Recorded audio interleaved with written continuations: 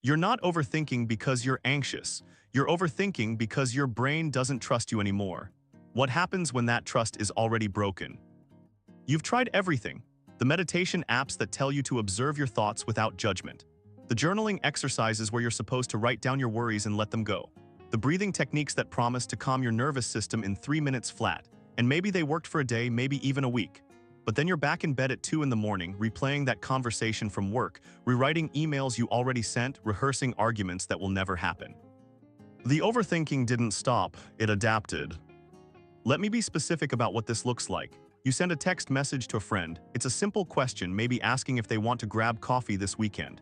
You hit send, and then it starts. Did that sound too eager, too demanding? Should I have added a casual, no pressure at the end? Maybe they're going to think I'm clingy. I should have waited until they texted me first. What if they're annoyed?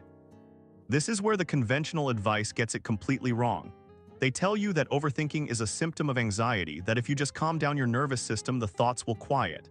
But here's what I discovered after spending 3 years trapped in exactly this loop. Overthinking isn't a symptom, it's a strategy. And not just any strategy. It's the strategy your brain selected years ago when you needed it most. Maybe you were a kid who got yelled at for making the wrong choice.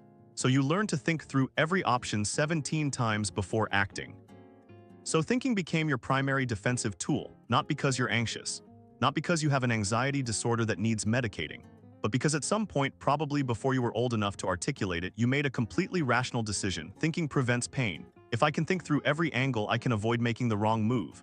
If I can anticipate every possible reaction, I can control the outcome. If I can rehearse every conversation, I can prevent embarrassment. Your brain wasn't malfunctioning, it was adapting. But here's where it gets complicated. The brain doesn't distinguish between a strategy that works and a strategy that's necessary. Once a pattern proves effective, it becomes the default. It becomes automatic. So now, years later, you're not consciously choosing to overthink. You're not sitting down and deciding to spend 40 minutes analyzing a 5-word text message. It's just happening. The program is running. And because it feels automatic, because it feels like this is just who you are, you assume something is wrong with you. I need you to sit with that question, not answer it immediately, not jump to the first obvious response. Actually sit with it, because this is the pivot point where everything changes. When you're lying there at 2 in the morning replaying that conversation with your boss, your brain isn't malfunctioning, it's scanning for threat, it's running diagnostics. Did I say something wrong? Did I damage the relationship? Am I about to be fired? Is my survival at risk? And yes, I know that sounds dramatic. You're not actually going to die if your boss was slightly annoyed with you. This is what I call the control paradox, and it's the core mechanism that keeps you trapped. Your brain believes that thinking gives you control. More thinking equals more control equals more safety. So when something feels uncertain, when there's a variable you can't pin down, your brain does what it's been trained to do. It thinks harder, it runs more simulations, it generates more scenarios. The coffee invitation text, that's uncertainty. You don't know how your friend will respond, so your brain tries to think its way to certainty. The conversation with your boss, uncertainty. This is why the standard anxiety advice fails you. When someone tells you to stop overthinking, to just let it go, to be present, they're asking you to abandon the only defense mechanism your brain trusts. They're asking you to feel unsafe on purpose. Your brain hears that advice and interprets it as a threat. If I stop thinking, I'll be vulnerable. If I stop analyzing, I'll make a mistake. If I stop preparing for every scenario, something bad will happen and I won't be ready. So you can't just stop, not with willpower, not with breathing exercises. Let me tell you what this looked like in my own life. I spent 2 full weeks deciding whether to quit a job that was making me miserable. Not 2 weeks thinking about it occasionally, 2 weeks where it was the first thought when I woke up and the last thought before sleep. I made spreadsheets comparing the financial implications. I wrote out pros and cons lists that covered 6 pages. I had imaginary conversations with my future self where I explained the decision. The moment I stopped trying to control my thoughts and started questioning why I needed control in the first place, everything changed. That's the threshold. That option doesn't exist, it never existed. But my brain couldn't accept that, so it kept thinking, it kept analyzing. And every day I didn't make the decision, my brain interpreted that as evidence that more thinking was needed. I wasn't overthinking because I had anxiety. I was overthinking because I had learned, somewhere deep in my development, that thinking protects me from making irreversible mistakes. That thinking keeps me safe from regret. That thinking is the only way I can trust myself. And that's the real issue, not anxiety, not a chemical imbalance, not even the overthinking itself. And this is the twist that changes everything. You can't think your way out of overthinking because thinking is the problem you're trying to solve. It's like trying to use gasoline to put out a fire.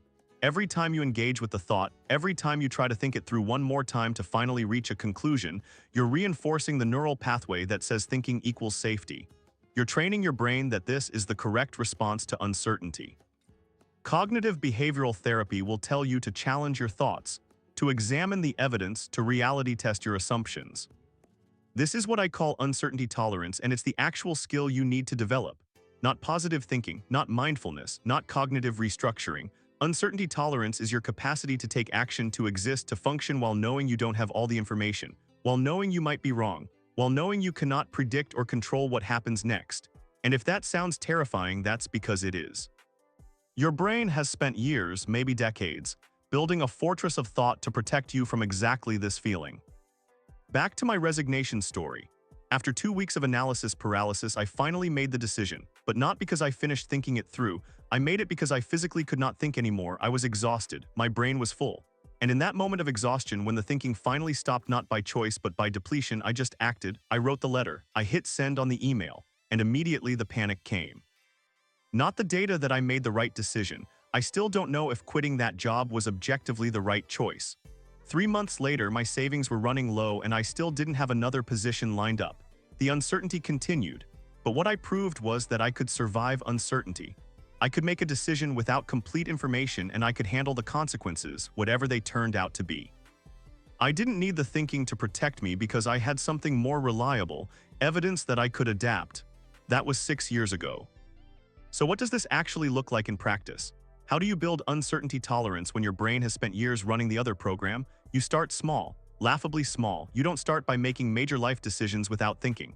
You start by sending the text message without rereading it 17 times. You press send when it's good enough, and you sit with the discomfort of not knowing how it will be received. You let yourself be seen before you're ready. You make the small choice without researching every option. Each time you do this, each time you act without the full armor of analysis, you're not just resisting overthinking. You're demonstrating to your nervous system that the old strategy is no longer necessary. You're proving that you can trust yourself. And this is slow. This is not a 3-step process or a 5-day challenge. This is reconditioning a pattern that has been running for years, possibly decades. You will backslide. You will have moments where the old program kicks back in and you spend an hour analyzing something meaningless. That's not failure. Here's what no one tells you about this process. It feels worse before it feels better. Because when you stop overthinking, you don't suddenly feel calm and peaceful. You feel exposed, vulnerable, like you're walking around without your armor. That discomfort is not a sign that you're doing it wrong. It's a sign that you're doing it right. It's the feeling of uncertainty that your brain has been protecting you from all these years. And the only way to build tolerance for it is to feel it, to sit in it. So here's what I want you to do. Not tomorrow, not after you've thought about it for 3 days, right now. Identify one small thing you've been overthinking, not a major life decision, something small, a message you need to send, a phone call you've been avoiding, a decision you've been researching for too long, and without any more analysis, without checking one more time if it's the right move, take action. Send the message, make the call, choose the option, then sit with whatever you feel. Don't distract yourself. Don't immediately start analyzing whether you made the right choice. Your brain isn't broken, it's protecting something you forgot to notice. Start paying attention to what it's actually guarding. If this video resonated with you, hit subscribe. Uncomfortable Truths releases new videos every day on personal finance, relationships, mindset, and productivity, and more. Turn on notifications so you never miss one. The truth is uncomfortable, but it's always worth it.